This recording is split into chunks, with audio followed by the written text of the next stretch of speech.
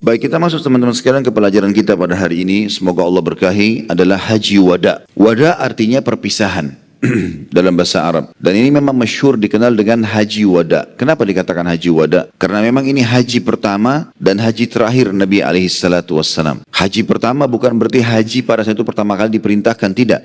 Sebelumnya sudah ada haji, ya. Sudah ada ibadah haji, gitu kan. Seperti misalnya tahun 9 Hijriah, kalau teman-teman masih ingat, kita review kembali. Waktu Nabi SAW pulang dari perang Tabuk, beliau pulang ke Madinah mengatur, ya, keberadaan kaum muslimin dan kemakmuran mereka di Madinah. Lalu di musim haji di tahun 9 beliau tidak pergi haji, tapi beliau memerintahkan Abu Bakar untuk memimpin haji, ya. Kemudian pada saat itu disebarkanlah peraturan-peraturan Nabi SAW oleh Ali bin Abi Thalib yang diutus oleh Nabi SAW ke Mekah, ya, untuk tidak ada boleh lagi orang musyrik di Mekah kecuali 4 bulan terakhir ini. Ya, tidak ada lagi kebiasaan-kebiasaan jahiliyah, semua patung tidak boleh lagi ada, tidak boleh lagi ada orang tawaf, ya, telanjang di Ka'bah dan seterusnya. Ya, sudah kita bahas pada saat itu. Nah, teman-teman sekalian, tahun 10 Hijriah, Nabi SAW diperintahkan oleh Allah untuk pergi haji. Dan beliau pada saat itu mengiklankan pada saat itu kepada seluruh muslimin, ya, bahwasanya beliau akan melakukan ibadah haji dan siapapun yang ingin ikut maka dipersilahkan. Nah, Nabi SAW pada saat itu keluar tepatnya di bulan Dzulqa'dah. Khilaf di antara ahli sejarah antara pertengahan atau akhir bulan Dzulqa'dah. Ya, karena ibadah haji itu terjadi dari tanggal 8 Zulhijjah sampai 13 Zulhijjah. Maka beliau keluar dari Madinah di akhir bulan Dzulqa'dah. Nabi SAW didatangi oleh seorang ibu pada saat itu karena diiklankan. Kemudian ada seorang ibu datang untuk menanyakan hukum. Beliau atau perempuan tersebut mengangkat anaknya lalu mengatakan, betul anaknya masih kecil, belum balik, ya mungkin sekitar 3-4 tahun atau 4-5 tahun umurnya, diangkat. Lalu ibu tersebut mengatakan, ya Rasulullah, apakah anak ini juga punya kewajiban ibadah haji? Karena Nabi SAW mewajibkan haji, dalam Islam diwajibkan sekali bagi yang mampu. Maka Nabi SAW mengatakan, iya, tetapi bukan kewajiban. Artinya bagi dia hukumnya sunnah, ya.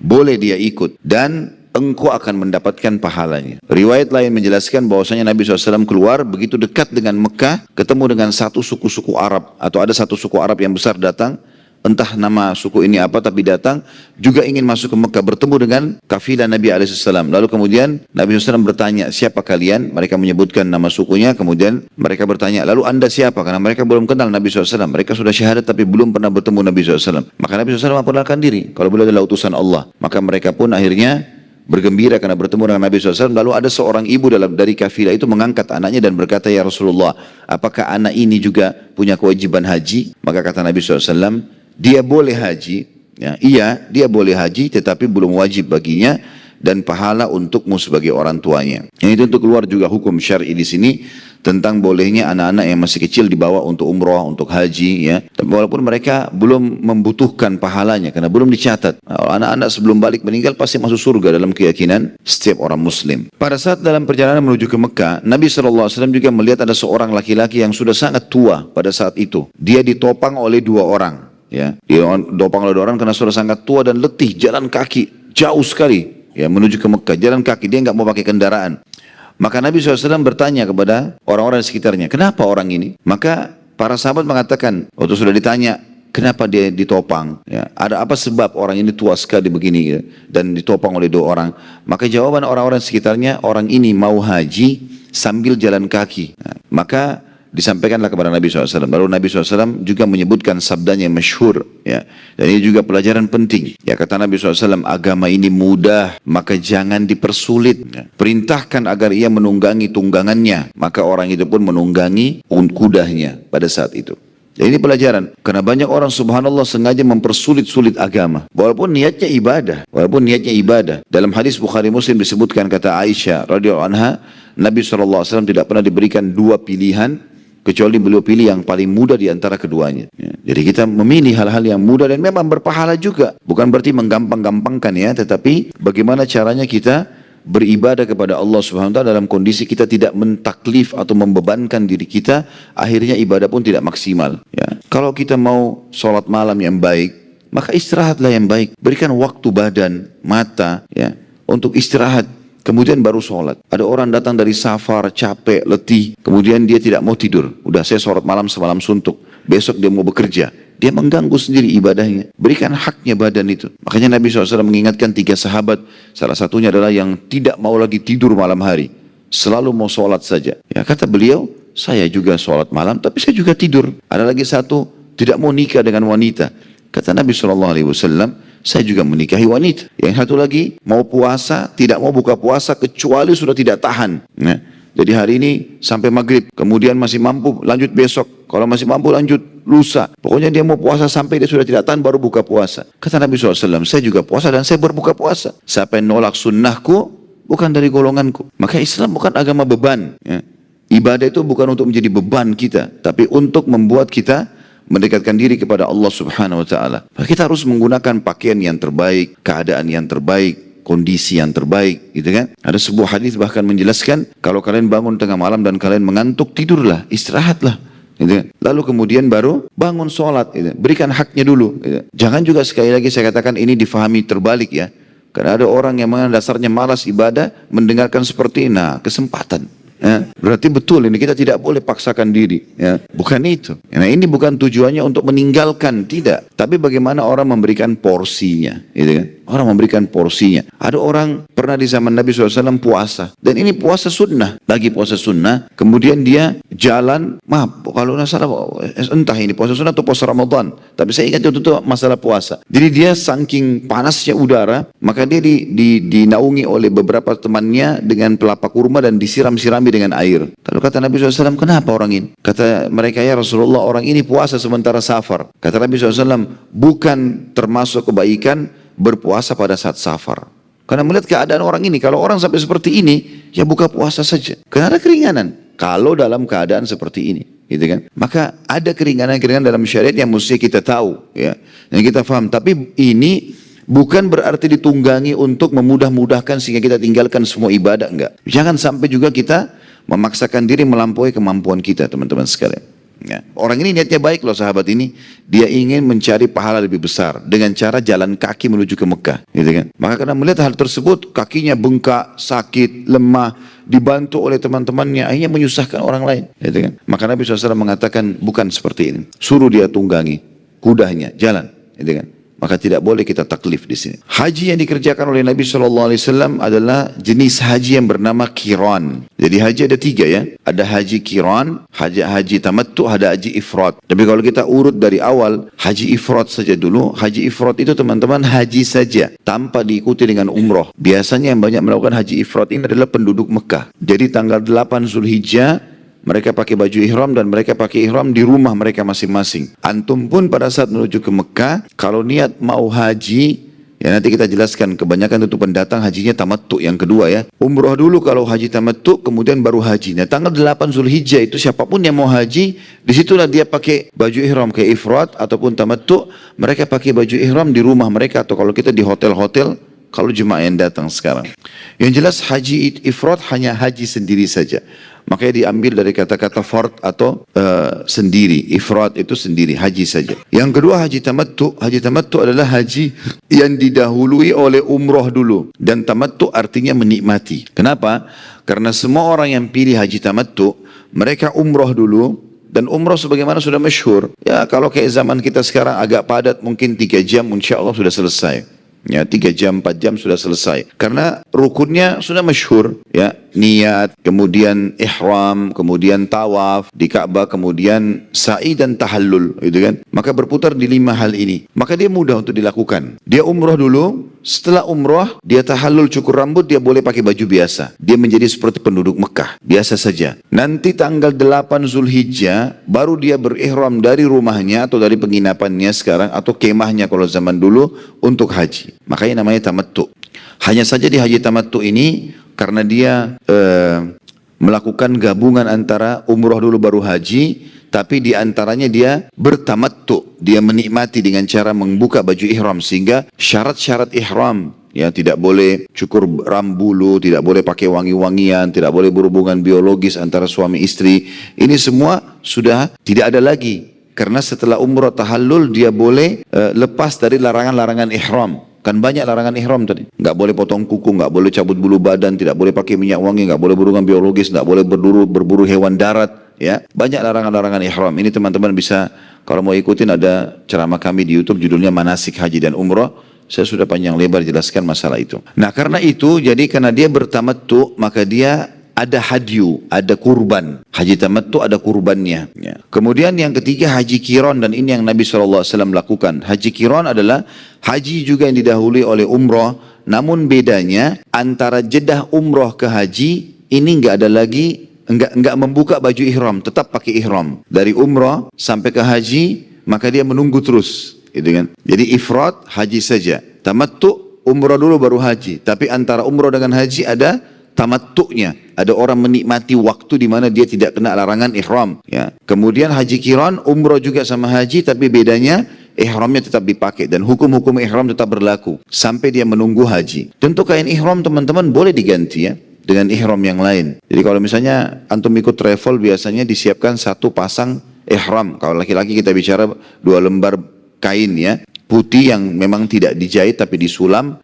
karena memang jahitan dilarang dalam masalah berihram ini. Beda dengan perempuan, kalau perempuan pakaiannya lengkap tentunya. Kalau laki-laki maka ada syarat-syarat dalam ihram itu. Seperti tidak boleh menggunakan pakaian berjahit, tidak boleh menggunakan kopiah atau penutup kepala, surban. Beda kalau payung agak di atas mungkin bisa. Ya, ini ada hukum-hukum syar'i tersendiri. Tapi kalau misal kita lagi di tengah jalan makan terus tumpah makanan tersebut ada kuahnya, kotor ihramnya. Atau keringatan sekali sehingga kita ngerasa gerah ihram tersebut. Boleh nggak saya beli ihram baru lalu saya ganti? Boleh. Tapi gantinya ke ihram juga. Gitu kan? Nah itu dibolehkan. Tentu di antara jenis haji, 3 jenis haji ini yang paling afdal adalah tamattu. Yang paling afdal adalah tamattu. Karena ini yang dianggap paling mudah di antara ketiganya dan juga pahalanya besar. Ya. Makanya Nabi SAW bersabda, andai saja saya masih bisa haji lagi tahun depan, maka saya akan berhaji tamattu. Ya. Baik, kita masuk sekarang ke masalah haji Nabi SAW ini. Tentu haji punya banyak keutamaan teman-teman sekalian ya, punya banyak keutamaan. Di antaranya adalah hadis yang masyhur. Ya. Umrah ke umrah adalah pengampunan dosa di antara keduanya dan haji mabrur. Pengampunan dosa di antara keduanya dan haji yang mabrur yang mengikuti syarat dan rukun. Tidak ada balasannya kecuali surga. Dan ini wajib bagi setiap muslim minimal sekali seumur hidupnya. Tapi kalau dia mampu mengulanginya, memiliki rezeki maka lakukanlah, tidak ada masalah. Gitu kan.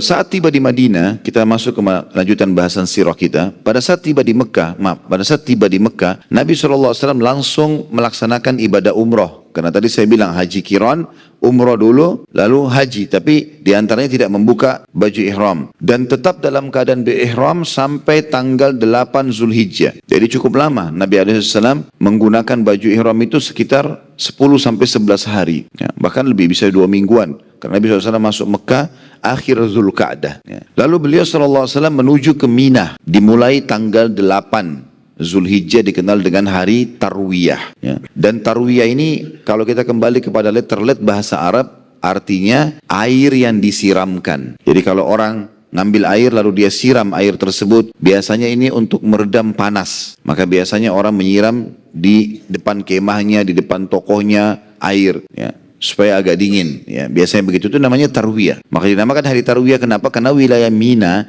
nggak ada air. Jemaah haji pada saat datang mereka berbondong-bondong bawa air. Zaman dulu nih ya, kalau sekarang sudah ada air. Sekarang masya Allah fasilitas sudah luar biasa dibandingkan haji dulu ya. Kalau zaman dulu tidak ada air, maka jemaah haji pada bawa di unta-unta mereka, di kuda-kuda mereka, kendi-kendi air yang mereka pakai untuk minum, untuk membersihkan diri dari buang air kecil, buang air besar, untuk wudu dan seterusnya. Ya. Di hari Tarwiyah di Mina, Nabi SAW menunjukkan poin penting dalam masalah haji. Tentu umrah juga masuk dalamnya, tapi kita bicara masalah haji.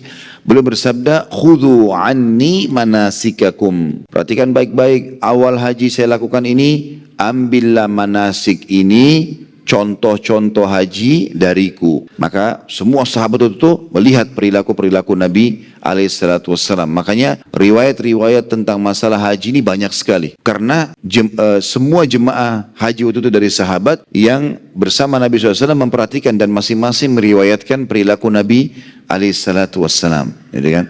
Karena bukan seperti ibadah khusus atau ibadah tertentu yang cuma sahabat beberapa orang yang lihat lalu mereka sampaikan ke sahabat yang lain, tapi ini semua orang menyaksikan pada saat itu yang sedang haji.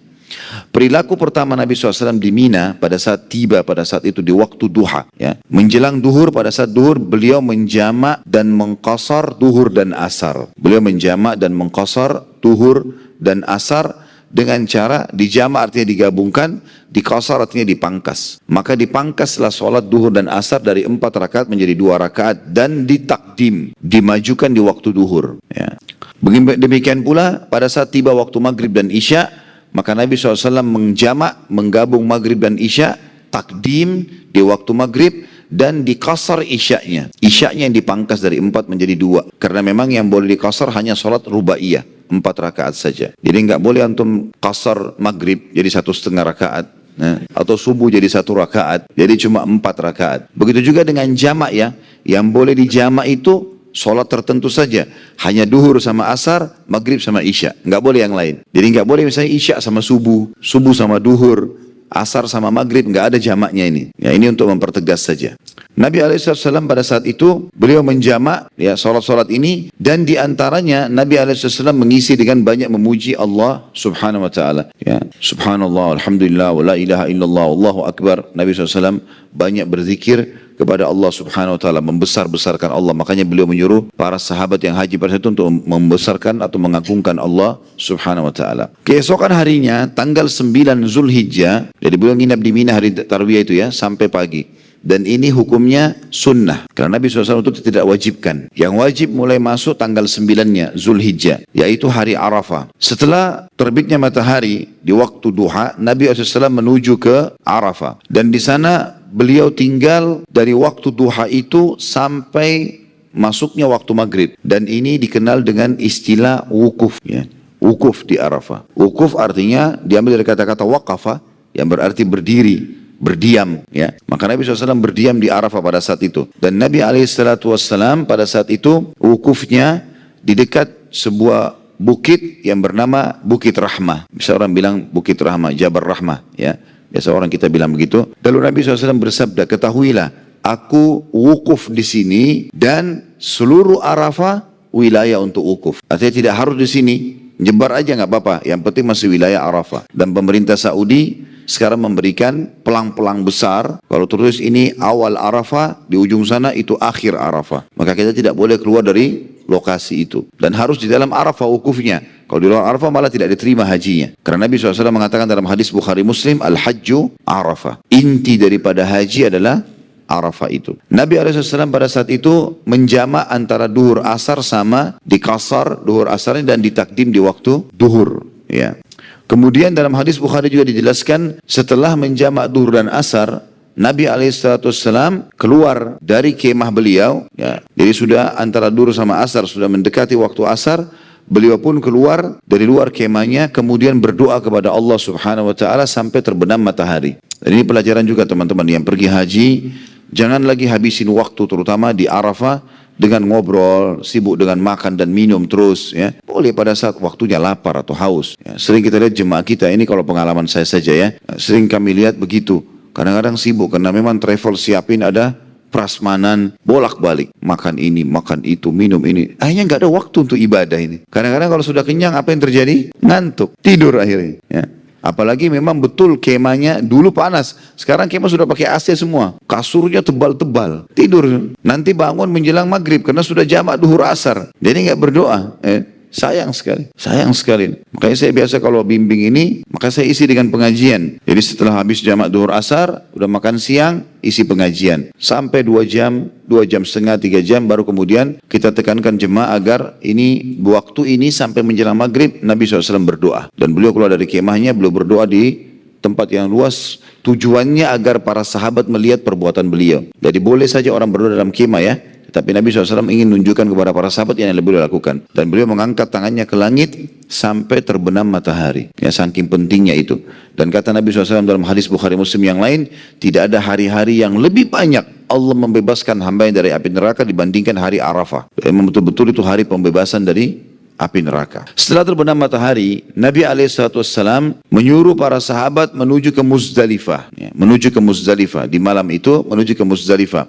Dan beliau memerintahkan para sahabat untuk mentakhirkan sholat maghrib dan isya. Jadi kita bahas dari Tanggal 8 selalu Nabi SAW jamak takdim. Di tanggal hari tarwiyah tadi, duhur asar di waktu duhur. Maghrib sama isya di waktu maghrib. Arafah juga duhur asar di waktu duhur. Selalu ditakdim. Khusus malamnya tanggal 9 Zulhijjah menuju ke Muzdalifah ini ditakhir. Beliau terlambatkan. Dan beliau memerintahkan para sahabat untuk menerlambatkan sholat mereka. Sehingga maghrib dan isya dikerjakan di waktu isya. Ditakhirkan, diterlambatkan. Ya, ini sunnah Nabi SAW. Tentu sekarang Ustaz bagaimana kalau padat, kalau macet, kita menuju ke Muzdalifah bisa tiba jam 12, jam 1 malam. Apa boleh sholat di Arafah? Boleh. Fatwa ulama mengatakan boleh sholat di Arafah. Tetapi kalau kita mau ikutin sunnahnya, kalau dimudahkan, kita bisa tiba cepat, maka kita boleh mentakhir. Ya. Dulu saya pernah coba pada saat itu, haji yang terakhir, yang saya bimbing beberapa tahun yang lalu kalau tidak salah, saya lupa ya. Ini yang terakhir waktu itu saya coba, karena memang padat sekali bus-bus. Dan jemaah haji akhirnya bertanya masalah ini. Bagaimana? Kita takut terlambat nanti. Baik, sholat. Fatwa ulama sudah membolehkan sholat. Tapi saya coba tunda. Dan memang tiba di Muzdalifah sekitar jam 12 malam karena padatnya gitu kan. Akhirnya saya ambil tikar, saya sholat di dekat bus. Karena sempat tinggal di Muzdalifah pada saat itu. Menunggu pertengahan malam lalu kemudian meninggalkan wilayah Muzdalifah. Nabi SAW tinggal di Muzdalifah malam itu. Dan beliau beristirahat. Dan memerintahkan seluruh sahabat untuk beristirahat. Tidak lagi zikir secara khusus, tidak ada lagi ibadah, sudah selesai. Tadi Arafah sudah dimaksimalkan, cukup. Sekarang saatnya istirahat. Dan ini saya bilang tadi ya, agama Islam agama mudah. Tidak semuanya padat, pada waktunya orang istirahat. Nabi SAW istirahat pada saat itu.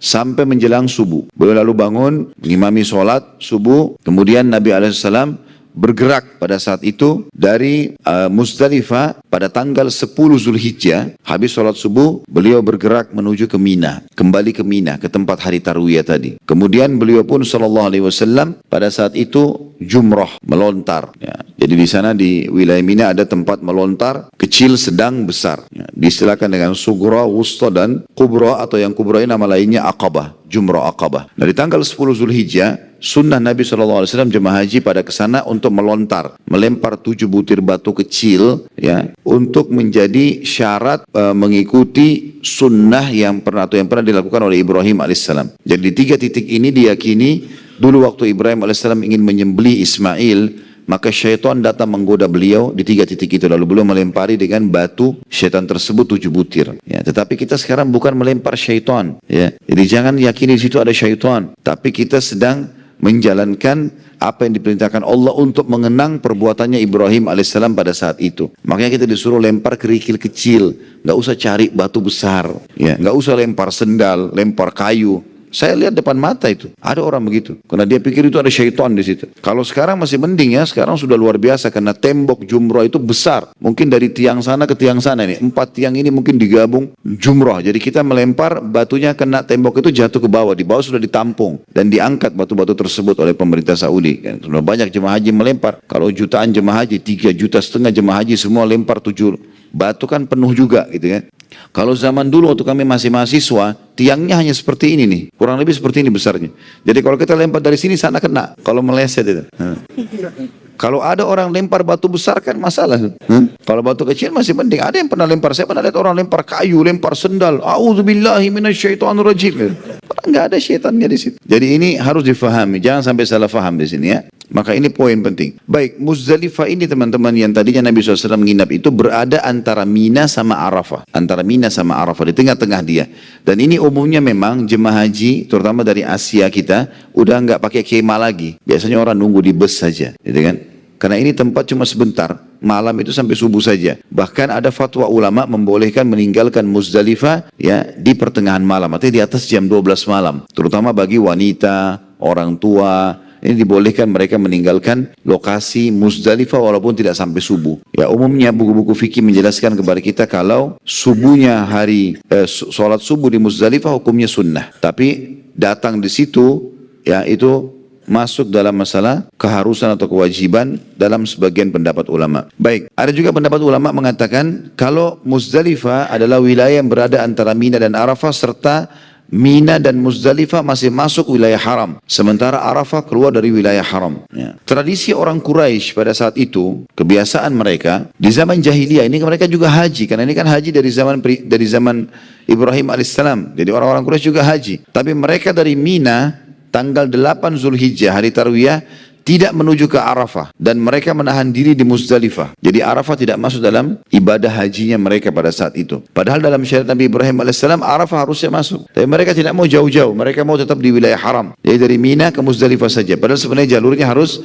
dari Mina hari Tarwiyah ke Arafah dulu baru ke Muzdalifah, gitu kan? Muzdalifah nanti kembali ke Mina lagi. Tapi mereka nggak mau, orang Quraisy mau dari Mina ke Muzdalifah aja, nggak usah sampai ke Arafah. Maka Nabi SAW menghapus tradisi itu. Dan orang-orang Quraisy beralasan pada saat itu, tentu jemaah haji yang lain pergi ke Arafah ya. Orang Quraisy aja nggak mau. Mereka mengatakan, kami kan penduduk wilayah haram, maka kami tidak keluar dari wilayah haram. Ya. Karena tadi Mina sama Muzdalifah masih masuk wilayah haram. Kalau kita ke Arafah keluar dari wilayah haram, kita kan penduduk wilayah haram. Ini alasan saja. Tapi dalam syariat Ibrahim AS dan Nabi Muhammad SAW tidak seperti itu. Arafah tetap harus didatangi. Bahkan Arafah adalah inti haji. Nah, sebagaimana sabda Nabi SAW yang sudah saya sebutkan, Al-Hajju Arafah. Dan ini menandakan bahwasanya Nabi SAW menghapus tradisi Quraisy yang telah menyalahi syariat Nabi Ibrahim AS. Pada saat tiba di Arafah, Nabi SAW, ada poin tadi yang luput saya sampaikan, sebelum ke Muzdalifah, waktu beliau tiba di Arafah, tentu malamnya nanti baru ke Muzdalifah ya, waktu pada saat beliau tiba di Arafah, beliau mampir ke sebuah tempat yang diistilahkan oleh masyarakat setempat situ Namira. Ya. Sekarang dibangun masjid Namira namanya. Ya. Dan Nabi SAW berkhutbah di situ dengan khutbah yang masyhur sekali, yang di dalamnya mencakup banyak hukum-hukum syariat. Baik. Sebelum kita baca khutbah Nabi SAW dan nasihat wasiat beliau yang mulia di Arafah ini, kita lanjutkan dulu tadi. Setelah Nabi SAW tiba di tanggal 10 Zulhijjah, beliau SAW menuju ke Mina, lalu Jumrah Aqabah, melontar. Setelah itu Nabi SAW bertahallul, mencukur rambut beliau alaihissalam. Lalu kemudian memerintahkan untuk kepada para sahabat untuk mencukur rambut mereka. Kemudian mengganti pakaian biasa, ya, mengganti pakaian biasa karena sudah terjadi tahallul. Lalu Nabi SAW menuju ke Masjidil Haram untuk tawaf ifadah, tawaf wajibnya haji. Ini di tanggal 10 semua ini ya, hari raya Idul Adha tepatnya itu. Tanggal 10 ya hari raya Idul Adha. 10 Zulhijjah hari raya Idul Adha. Kemudian Nabi SAW berkurban.